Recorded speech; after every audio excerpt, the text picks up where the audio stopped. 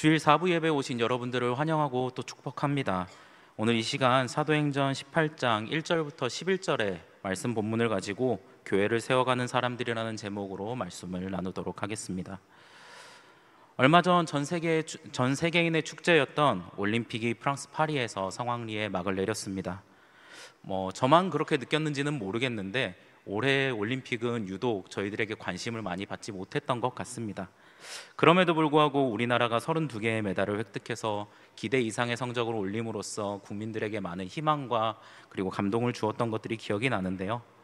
여러분들은 올림픽을 혹시 보신 적이 있으신가요? 이번 올림픽 기간 동안? 네. 보시면서 어떤 종목들이 기억이 많이 남으시나요?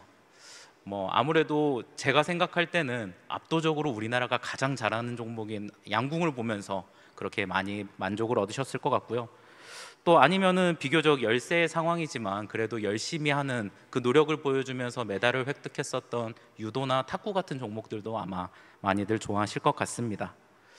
저 같은 경우는 이제 그렇게 압도적인 것과 혹은 열심히 하는 것을 놓고 비교해 본다라면은 저는 후자에 있는 쪽을 조금 더 좋아하는 사람입니다.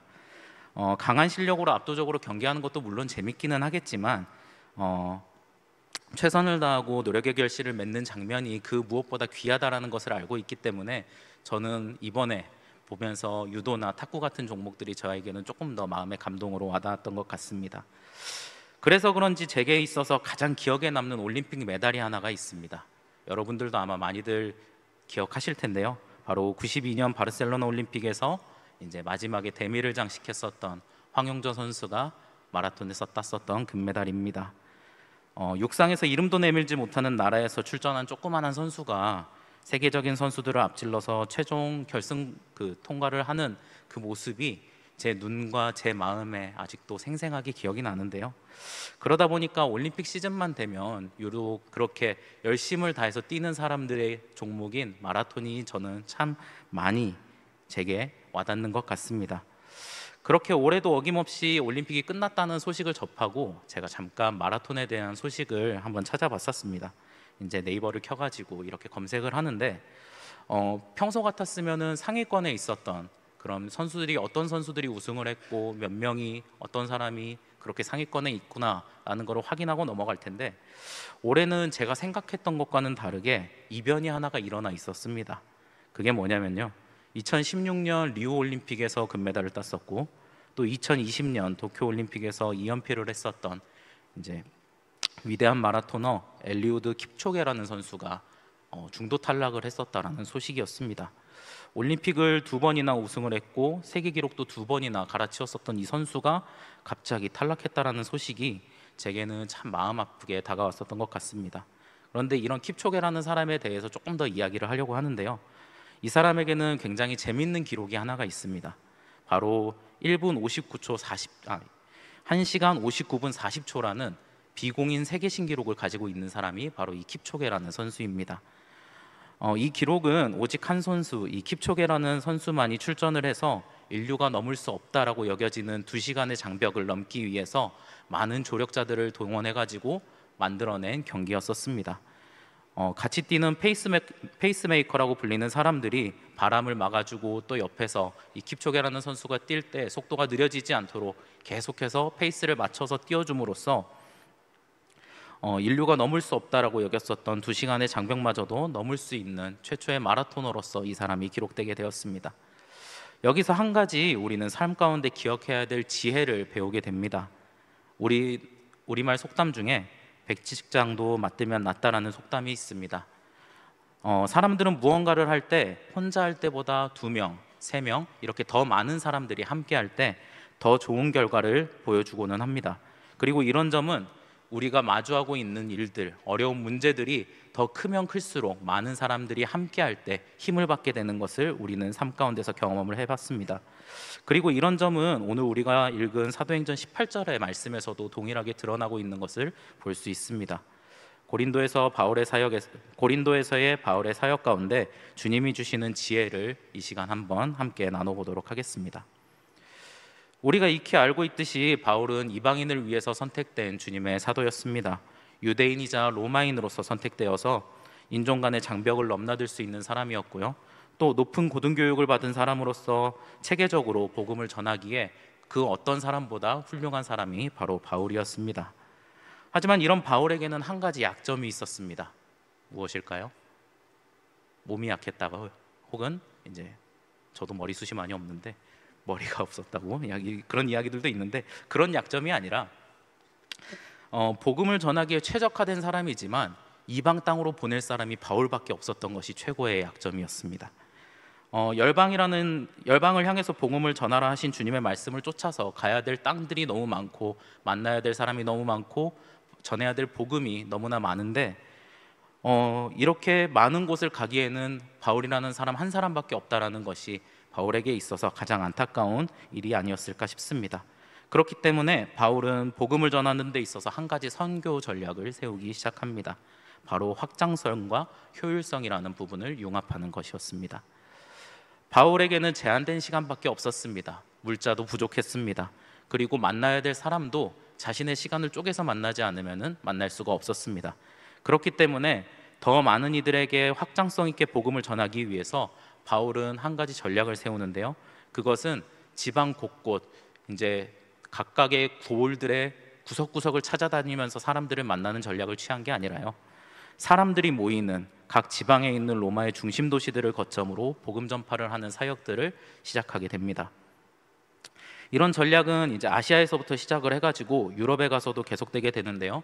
우리가 지금 계속해서 말씀을 살펴보고 있는 가운데 본 것처럼 유럽으로 건너가서 빌립보에서 복음을 전하기 시작한 바울은요, 이후에 로마의 큰 도시들이었던 데살로니가, 아덴, 그리고 마지막으로 오늘 우리가 함께 읽은 것과 같이 고린도에 도착하게 됩니다. 이전의 도시들도 크고 활기차고 중요한 도시들이었습니다. 빌립보도 큰 도시였고요, 데살로니가도 큰 도시였고, 아덴도 큰 도시였습니다. 하지만 이전의 도시들보다 고린도는 더 크고 더 중요하고 더 화려하고 더 주님께 쓰임받기에 좋은 도시였습니다. 바울의 선교 전략에 있어서 거점이 되는 도시는 사람들이 자유롭게 드나들 수 있는 지정학적 위치가 필요하였었고요, 또 동시에 상업과 무역이 발달해서 자연스럽게 주변에서 사람들이 모여들 만한 매력이 있는 도시여야 했습니다. 이런 점에서 고린도는 바울이 복음을 전파하기 위한 거점 도시로서 완벽한 도시였습니다. 제가 이제 그림을 하나 준비해 왔는데요, 지도인데 오른쪽에 있는 부분은 아시아입니다. 그리고 네모로 되어 있는 부분은 에베소라고 알려진 도시고요, 또 이제 왼쪽에 있는 화살표와 같이 있는 도시가 바로 고린도라는 도시입니다. 고린도는 지도에서 볼 수 있듯이 남북으로는 마게도니아와 아가야를 이어주는 그 통로, 병목과 같은 그런 위치에 속해 있는 곳이었고요, 또 동서로만 본다면은 세계의 수도인 로마를 아시아와 가장 가깝게 연결해주는 통로로서 쓰임받을 수 있는 도시였습니다. 지금 이 시대로 생각하시면은 중남미의 파나마 운하나 이집트의 수에즈 운하들을 생각해 보시면 좋을 것 같습니다. 멀리 돌아가야 되는 길을 가깝게 이어주는 그런 역할을 하는 도시가 고린도였었기 때문에 많은 상인들, 많은 사람들이 그곳을 거쳐서 어딘가로 가거나 혹은 물건을 팔기 위해서 그곳으로 오거나 하는 일들이 비일비재하고 사람이 모이는 곳이 바로 고린도였습니다. 하지만 이렇게 거점 도시로서 훌륭한 도시들에는 공통적인 문제들이 있습니다. 우리가 앞서도 살펴봤었던 아덴이나 빌립보나 데살로니가 같은 도시들에도 공통적으로 있는 문제들인데요, 한번 생각해 보면 좋을 것 같습니다. 어떤 도시에 돈이 많이 몰린다라고 생각을 해보죠. 그리고 그 도시에 사람이 많이 몰린다라고도 생각을 해보면 좋을 것 같습니다. 한 도시 안에 돈과 사람이 몰리게 되면 어떤 일이 발생할까요? 네, 이렇게 돈과 사람이 몰리게 될 때 그 도시는 소비 중심적인 문화가 자리 잡게 된다라고 합니다. 이거는 굉장히 완곡하게 표현을 한 것이고요, 그 실상을 놓고 보면은 입에 담기도 좀 부담스러울 정도로 탐욕스럽고 음행이 넘쳐나는 죄악들이 자리 잡게 된다라는 것을 우리는 여러 말씀들 가운데에서 살펴보고 있었습니다. 이러한 고린도의 문제에 대해서 바울은 고린도전서 5장 11절의 말씀을 통해 그 땅에 죄악이 가득하였음을 우리에게 보여주고 있습니다. 5장 11절의 말씀입니다. 이제 내가 너희에게 쓴 것은 만일 어떤 형제라 일컫는 자가 음행하거나 탐욕을 부리거나 우상 숭배를 하거나 모욕하거나 술 취하거나 속여 빼앗거든 사귀지도 말고 그런 자와는 함께 먹지도 말라 함이라. 이거는 이제 우리가 읽은 고린도 교회가 세워지는 지금 이 순간 이후에 고린도전서의 이야기이기 때문에 교회 안에도 그렇게 음행을 하는 자, 탐욕을 부리는 자가 있었다라는 것을 볼 때 그 도시 안에 교회도 있는데 교회 밖에는 얼마나 그런 일들이 많이 자행되고 있었는지를 우리가 볼 수 있는 것 같습니다. 고린도는 당대의 대도시들처럼 음행과 탐욕, 우상숭배가 만연해 있었던 도시였습니다. 세상적으로 너무 매력적이기 때문에 어쩌면 복음이 들어가기에 쉽지 않았던 도시였을 수도 있습니다.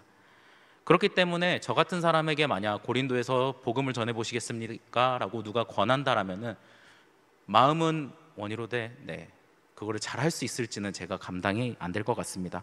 오히려 그 장벽이 너무 크게 보여가지고 제가 담대하게 나가겠습니다라고 그렇게 섣부르게 말하지는 못할 것 같은 도시가 오히려 고린도였습니다. 그런데도 불구하고 오히려 바울은 이런 큰 장벽 앞에 있음에도 복음의 능력을 통해 사람이 변화될 것을 믿고 여느 때와 같이 사람들을 찾아가서 복음을 선포하는 일들을 시작합니다. 바울은 여느 때와 마찬가지로 먼저 유대인들이 모이는 회당을 찾아가 그곳에 모인 이들과 말씀을 나누고 예수 그리스도가 하나님의 아들이시며 우리를 구원할 메시아라는 사실을 그곳에 모인 이들에게 전했습니다. 4절의 말씀입니다. 안식일마다 바울이 회당에서 강론하고 유대인과 헬라인을 권면하니라. 바울이 복음의 능력을 믿고 고린도에서 이렇게 복음을 전하게 되었을 때 많은 사람들이 회심을 하고 돌아서기 시작했다라고 이야기를 합니다. 하지만 그와 동시에 작용과 있으면 반작용이 있듯이 바울이 그렇게 복음을 넣게 되었을 때 이 도시 안에서 반발하는 세력이 또 등장하게 됩니다. 바울이 전하는 복음을 거부하고 그를 핍박하는 이들 또한 고린도에서 생겨나기 시작했습니다. 18장 6절과 12절의 말씀에 이런 모습들이 잘 기록되어 있습니다. 6절의 말씀입니다. 그들이 대적하여 비방하거늘 바울이 옷을 털면서 이르되, 또 12절의 말씀입니다. 갈리오가 아가야 총독이 되었을 때에 유대인이 일제히 일어나 바울을 대적하여 법정으로 데리고 가서. 여기서 우리는 바울의 인간적인 모습을 조금 주목을 해보려고 합니다. 이전에는 복음을 전하면서 회심하는 이들을 통해서 경험하는 은혜와 기쁨이 바울 안에 가득했었기 때문에 조금 힘든 일이 있어도 조금 박해를 받고 핍박을 받는다 하여도 그것들을 견뎌낼 수 있는 사람이 바로 바울이었습니다. 하지만 바울과 복음을 대적하는 대적자들은 늘 존재했었고 이들로 인해서 바울은 때로는 맞기도 했었고요, 감옥에 들어가기도 했었고 또 때로는 그 사람을 죽이기 위해서 쫓아와서 그에게 돌을 던지는 일까지 감내해야 했었습니다. 그래도 받은 은혜 그리고 주님이 주신 사명이 있었기 때문에 묵묵히 버텨나갔었지만 이 고린도쯤에 다가왔을 때부터 그 한계가 바울에게 느껴졌던 것 같습니다. 이러한 고린도에서의 상황을 바울은 이렇게 고백을 하고 있습니다. 고린도전서 2장 3절의 말씀에 이렇게 기록이 되어 있습니다. 내가 너희 가운데 거할 때에 약하고 두려워하고 심히 떨었노라. 바울이 이렇게 기록을 하고 있습니다. 고린도에서 사역을 할 때 본인 스스로에 대해서 약하고 두려워하고 심히 떨었다라고 기록을 하고 있습니다. 바울의 고백과 같이 그는 고린도에서 사명을 따라 복음을 전함에 있어서 이미 심적으로 많이 지쳐 있던 것 같습니다. 복음 하나를 붙들고 이역만리 타지까지 오는 과정 가운데 물질은 쪼들리고 계속되는 거절들이 쌓여오면서 바울 스스로는 이제 혼자서 일어나기에 벅찬 지경에까지 이르는 것 같습니다. 그런데 이런 바울의 모습이 우리에게 있어서 그다지 낯선 것 같지는 않습니다. 우리 안에 있는 모습들과 참 많이 닮아 있다라고 생각을 하게 됩니다. 우리는 바울처럼 거창하게 복음 전파의 사역을 감당하고 살아가고 있지는 않습니다. 말씀 속의 바울처럼 우리의 삶 또한 복음과 세상의 경계에서 힘겨운 줄다리기를 하고 있는 것은 여러분들 스스로가 너무나 잘 느끼고 계실 것 같습니다. 복음대로 그리고 주님의 뜻대로 살아가기만을 힘쓰지만 또 그렇게 살다 보면은 세상적인 기준에서 바보 같아 보이고 항상 손해만 보는 것 같아서 제 자신에게 실망하게 되는 그런 모습들을 발견하곤 합니다. 또 세상 사람들을 만나 복음을 전하는 과정 가운데 아무런 이유 없이 복음이 거부되고 우리의 순전한 마음을 짓밟히는 경험을 하다 보면은 세상 가운데 복음을 다시 전할 수 있을까 하는 용기마저 사그라드는 것 같습니다. 저와 친분이 있는 사업가 한 분과 식사하는 자리에서 그분과 솔직한 대화를 나눌 수 있었습니다. 대기업 사원 출신으로부터 시작해가지고 자신의 회사를 일구고 300명이 되는 직원들을 거느리고 수백억에 가까운 매출을 올리는 기업을 손수 일궈낸 분이셨는데요. 그와 동시에 신실하면서 그 누구보다 그리스도인으로서 살아가기를 힘쓰시는 분이었습니다. 언제나 가장 낮은 곳에서 교회에서 봉사하는 분이셨고요. 또 선교 사역 가운데 큰 힘을 보태주시는 귀한 주님의 종이셨습니다. 그런데 이분이 저와 식사하는 자리에서 본인 안에 있는 고민을 이렇게 솔직하게 털어놓으셨던 것이 기억이 납니다. 목사님, 복에 겨운 소리라고 하실 수도 있겠지만 때로는 제가 교회 다니는 사람이라는 게 참 미울 때가 있습니다. 주변에 다른 사장님들 하는 거 보면은 적당히 절세도 하고 그 돈 아껴가면서 호의호식하면서 잘 살던데, 나는 교회 다닌다는 사람이라는 이유로 주변에 눈치도 봐야 되고요. 그것 때문에 안 하고 싶은 일들도 해야 되는 일들이 너무나 많습니다. 그래서 심적으로 마음 안에 부담감이 많이 생길 때가 있습니다. 그리고 한편으로는 내가 잘못된 결정을 내리면 나 혼자가 아니라 우리 직원들의 가족들이 잘못될까 봐, 행여 또 잘못됐을 때 그 가족들이 나로 인해서 하나님을 욕보일까 봐 그것이 걱정돼서 잠잘 때마다 마음이 두렵기만 합니다. 이렇게 고백을 이 사업가분이 해주셨었습니다. 사업가분의 말씀처럼 복에 겨운 소리라고 할 수 있겠지만 저는 이분의 말씀 가운데 신앙인으로서 감당하고 있는 압박감이 많이 느껴졌습니다. 복음으로서 삶을 살아내고는 있지만 주변의 여러 가지 문제들로 내 안에 있는 불안과 나약함이 나로 하여금 점차 주님의 길을 쫓아가는 것을 어렵게 만드는 것은 아닐까, 나 혼자 이 세상 가운데 살아가는 것은 아닐까 하는 불안이 계속해서 그 사람 안에 있었던 것 같습니다. 이렇게 스스로 헤쳐나오기 어려운 상황 가운데 우리는 이렇게 홀로 남겨진 고독 가운데 어떻게 이 문제들을 해결할 수 있을까요? 말씀 속에서 바울이 극복한 모습 속에서 우리는 그 해결책을 발견할 수 있을 것 같습니다. 바울은 다메섹 도상에서 예수님을 만남으로 극적인 회심을 경험하였고, 이 특별한 경험은 그로 하여금 주님의 사도로서 이방 땅 가운데 복음을 전하는 사역을 감당케 하는 원동력이 되어 주었습니다. 하지만 앞서도 설명하였듯 계속해서 복음 전파 사역들 가운데 맺히지 않는 열매들과 거절의 경험들이 그를 힘들게 하였고, 가면 갈수록 그의 안에 있었던 원동력이 되었던 것들도 말라가는 감정들을 그는 느꼈던 것 같습니다. 하지만 그런 바울의 상태를 누구보다 잘 아는 존재가 있었습니다. 바로 그를 이 길로 부르신 예수님이셨습니다. 그렇기 때문에 주님은 그를 다시 세우시기 위해 다시 한 번 더 그의 앞에 나타나십니다. 9절과 10절의 말씀을 한번 살펴보도록 하겠습니다. 밤에 주께서 환상 가운데 바울에게 말씀하시되 두려워하지 말며 침묵하지 말고 말하라. 내가 너와 함께 있음에. 주님께서는 변화가 필요한 순간에 바울을 다시 찾아오셨습니다. 다메섹 도상에서 그를 만나셔 그를 변화시켰던 것과 같이 그에게 위로한 순간에, 그에게 용기를 더해줘야 되는 순간에, 그에게 힘을 줘야 되는 순간에 이렇게 주님은 다시 바울 앞에 나타나셨습니다. 아마 주님께서 이렇게 이야기하지 않으셨을까 싶습니다. 내가 너의 마음 안에 있는 두려움과 침묵하고 싶은 마음을 안다. 하지만 걱정하지 마라. 내가 너와 함께하고 있다. 담대히 믿고 나아가서 복음을 선포해라. 그것이 너의 할 일이다. 아마 주님이 이렇게 말씀하시지 않았을까 싶습니다. 바울은 그제서야 그와 함께 하시는 분이, 안 보인다고 잠시 잊었던 분이 자신과 함께하고 계심을, 주님이 함께하고 계심을 다시 한 번 더 느끼게 됩니다.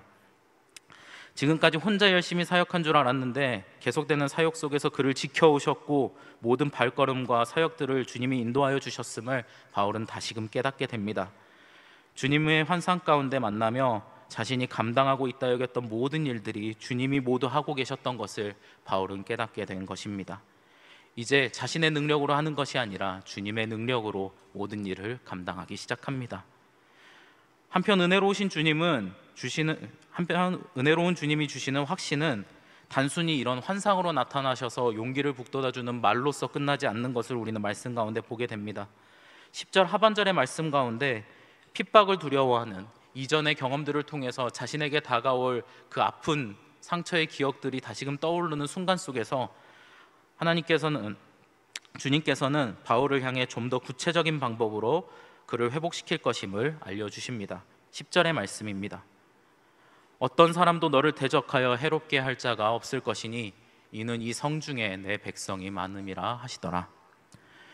주님은 고린도에 주의 백성이 많음을 언급하시면서 환란이 바울을 찾아올 때에 혼자서 그 모든 일들을 겪는 것이 아니라 그를 지켜주고 도와줄 이들이 있을 것임을 말씀하셨습니다.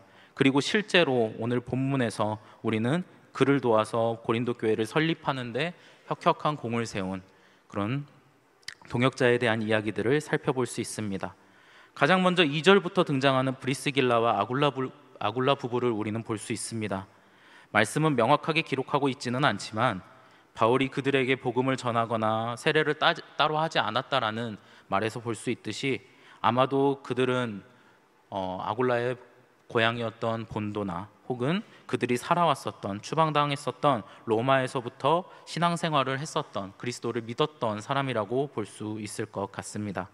이들 부부는 바울이 부족했었던 그 재정을 충족하는 데 아주 많은 영향을 미쳤었고요. 그리고 이후에 18장 마지막 부분에서는 바울을 대신해 신앙으로 교회를 섬길 수 있는 아볼로를 세우는, 바울을 정말 물심양면으로 돕는 역할을 했었던 사람으로서 주님이 보내주신 첫 번째 바울의 동역자였습니다. 그리고 해당장이었던 그리스도와 해당 옆에 살며 바울로 하여금 안심하고 복음과 말씀을 전할 수 있도록 장소를 제공해준 디도유스도 또한 우리가 오늘 말씀에서 확인할 수 있는 또 다른 동역자들입니다. 한 사람은 유대인으로서 회당장이었던 직위를 내려놓으면서 회심한 고린도의 첫 열매가 되어준 사람이었고요. 다른 한 사람은 이방인이었지만 하나님을 경외하는 마음으로 고린도 교회가 온전히 뿌리내릴 수 있도록 장소를 제공해준 귀한 동역자였습니다. 이들의 헌신이 있었기 때문에 바울이 회복될 수 있었고, 바울이 떠난 후에도 고린도 교회가 유지될 수 있었습니다. 마지막으로 한 명의 인물을 더 살펴보려고 합니다. 우리가 읽지는 않았지만 12절의 말씀에 나오는 총독 갈리오라는 사람입니다. 갈리오는 그리스도인도 아니었고 그렇다고 직접적으로 바울을 도와준 사람도 아니었습니다. 하지만 주님이 이 상황 가운데 그를 주의 백성으로 부르시고 그에게도 복음 전파의 문을 열어두셨음을 우리는 보게 됩니다. 구약 성경 에스라 1장에 나오고 있는 바사왕 고레스와 같은 사람의 모습이 이 갈리오에게도 보입니다. 고레스 또한 유다와는 관계가 없는 바사의 왕이었지만 그를 통해서 묶여 있었던 유다의 백성들이 고향으로 돌아갈 수 있게 되었습니다. 그리고 무너져 있던 성전을 그의 명령으로 지을 수 있게 되는 은혜를 누리게 되었습니다. 갈리오 또한 마찬가지입니다. 그의 판결을 주님이 쓰심으로 핍박의 과정 속에서 바울은 환상 가운데 말씀하신 보호하심을 온전히 경험하고 이를 통해 계속되는 복음 전파의 사역으로 나아갈 수 있게 되었습니다. 이처럼 바울이 지쳐 복음 전파의 사역이 힘겨워졌을 때 주님은 먼저 그를 찾아가셔서 그를 위로하셨습니다. 그리고 주님께서는 한 발짝 더 나아가셔서 정말로 바울이 사역을 함에 있어서 모든 일들을 도울 수 있는 동역자들을 그의 앞에 미리 예비하시고 또 보내주시는 것을 우리는 말씀 가운데 보았습니다. 그렇게 주님이 예비하신 모든 이들이 각자의 역할을 감당할 때 복음이 뿌리내리기 어렵다 여겨졌던 고린도 땅에도 복음이 들어가게 되었고 그리스도의 공동체 고린도 교회가 세워지게 되었습니다. 그렇다면 이런 함께함으로 세워지는 교회의 역사는 이 말씀의 시대에 끝난 것일까요? 저는 단언코 아니라고 말씀드릴 수 있습니다.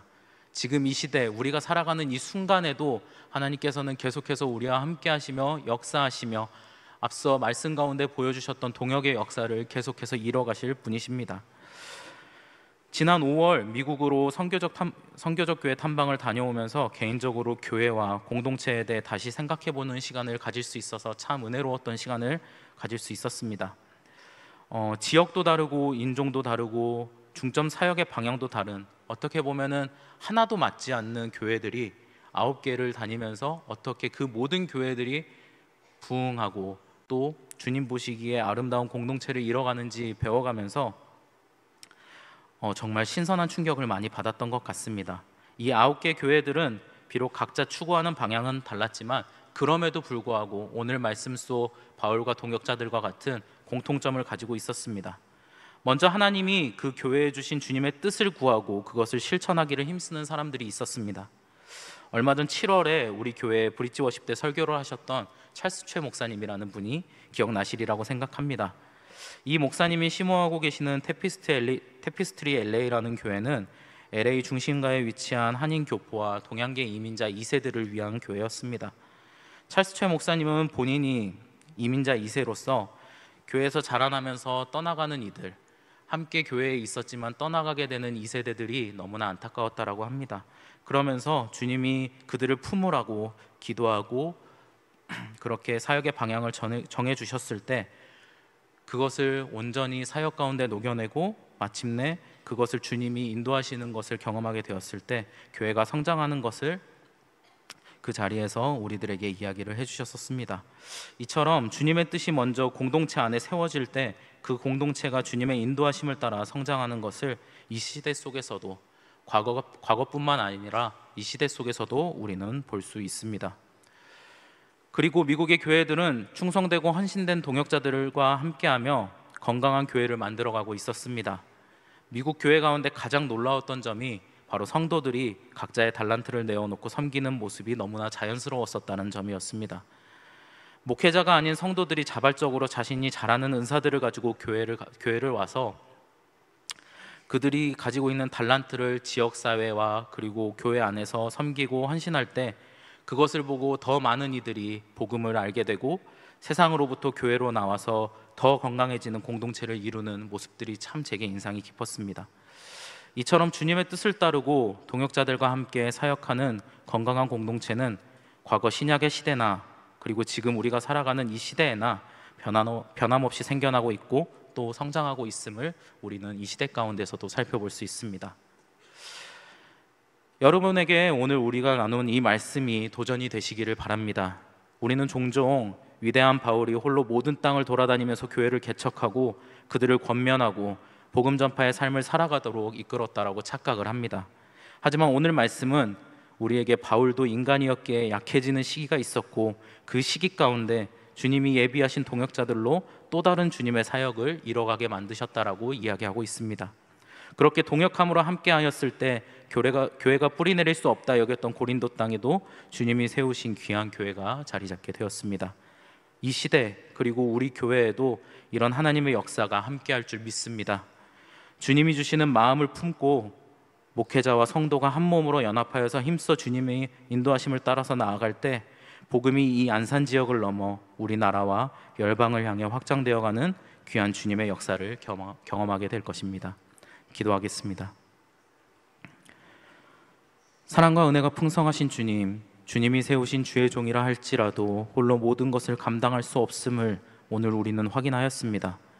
우리가 이 시간 말씀을 통해 전하시는 하나님의 뜻을 쫓아 동역함으로 건강한 교회를 세워가는 공동체가 되기를 바라오니 먼저는 우리에게 주님이 바라시는 뜻과 보내시는 방향을 알게 하시며 우리 각자에게 주신 은사들을 통해 교회와 세상을 섬기는 일에 헌신할 수 있도록 우리의 마음을 주관하여 주시옵소서. 이 모든 기도 우리와 함께 하시며 동행하시는 예수 그리스도의 이름으로 기도드립니다. 아멘.